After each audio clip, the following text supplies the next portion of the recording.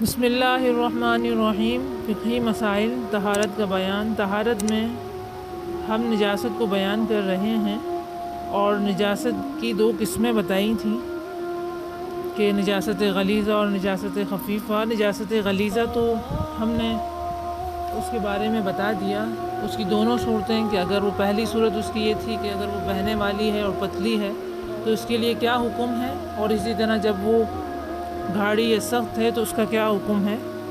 اس سے پہلے والی ویڈیوز میں ہم نے بتا دیا۔ اب ہے نجاست خفیفہ، نجاست کی دوسری قسم۔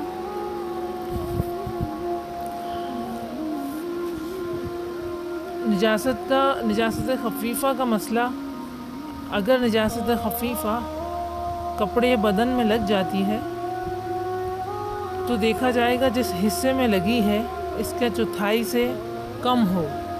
جس حصے میں لگی ہے، یعنی پورے کپڑے پر نہیں، جس حصے میں لگی ہے اس کے چوتھائی سے کم ہو تو معاف ہے، اور اگر اس کی چوتھائی یا اس سے زیادہ ہو تو معاف نہیں۔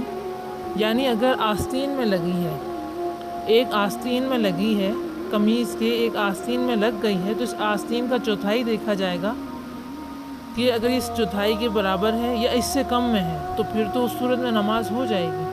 اور اسی طرح اگر بٹے میں لگی ہے تو اس کے چوتھائی سے کم ہے تب تو معاف ہے، اور اگر ہاتھ میں بھری ہے تو ہاتھ میں دیکھا جائے گا کہ اس کے چوتھائی سے کم ہے تو معاف ہے، اگر اس کے چوتھائی سے زیادہ ہے تو معاف نہیں۔ اسی طرح اگر ٹانگ میں لگ جائے تو غرض اگر کپڑے پر لگ جائے، یعنی جو آپ نے کپڑا اپنے بدن پر پہنا ہے اس کا بھی چوتھائی دیکھا جائے گا۔ اگر آپ کے بدن میں لگ جائے نجاست خفیفہ تو بدن میں ٹانگ ہے، ہاتھ ہے، پیٹ ہے تو اس کا چوتھائی دیکھا جائے گا۔ اگر چوتھائی سے کم ہے تو اس صورت میں تو معاف ہے، اور اگر چوتھائی سے زیادہ ہے تو اس کا دھونا واجب ہے، یعنی بے دھوئے ہوئے نماز درست نہیں ہوگی۔